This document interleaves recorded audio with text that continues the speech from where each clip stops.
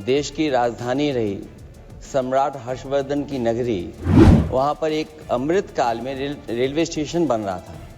पता नहीं क्यों गुणवत्ता इतनी अच्छी थी कि 30 मजदूर उससे दब गए, और जो काम चल रहा था जिसके कारण कई मजदूर 30 मजदूर दब गए थे, उन ठेकेदारों के खिलाफ कुछ कार्रवाई करेंगे कि वो आपके ही दल के हैं इसलिए नहीं कार्रवाई करेंगे आप? अध्यक्ष महोदय, मैं आपका बहुत धन्यवाद देता हूँ कि आपने मुझे सवाल पूछने का मौका दिया। मैं आपके माध्यम से माननीय मंत्री जी से जानना चाहता हूँ, देश की राजधानी रही सम्राट हर्षवर्धन की नगरी, वहाँ पर एक अमृत काल में रेलवे स्टेशन बन रहा था। पता नहीं क्यों गुणवत्ता इतनी अच्छी थी कि 30 मजदूर उससे दब गए।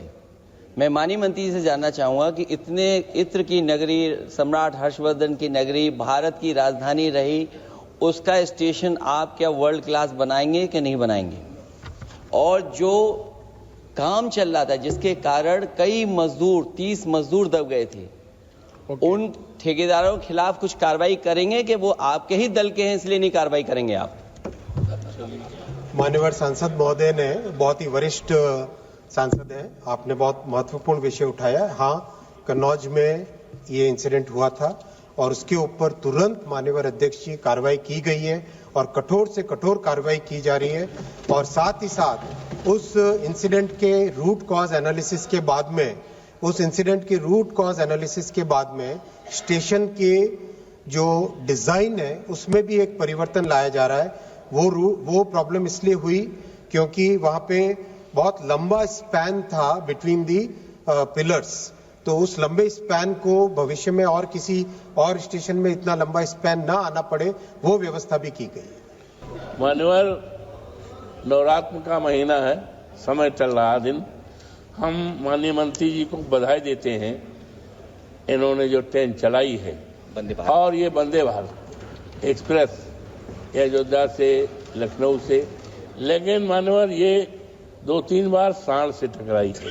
तो ये समस्या का निदान कितनी बार माननीय मंत्री जी कर दें, और कितनी बार टकराई है सांड से? इटावा में क्यों टकरा रही बार-बार? और कई जगह निकाई है इसका, इटावा में खास तौर से अयोध्या में, इसके लिए बता दें आपकी कृपा होगी। धन्यवाद। माननीय अध्यक्ष जी, उनके सलाहकार बैठे हैं उदय जी, आपको सलाह की आवश्यकता नहीं है।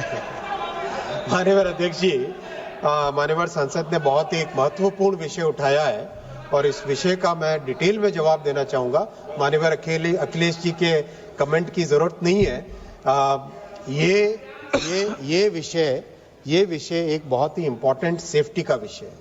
देश भर में जिस तरह से एट ग्रेड रेलवे लाइंस हैं, उसके कारण कैटल जब आता है लाइन के ऊपर, उसकी एक प्रॉब्लम होती है और उस प्रॉब्लम को सॉल्व करने के लिए बहुत ही फोकस्ड वे में काम हाथ में लिया गया है।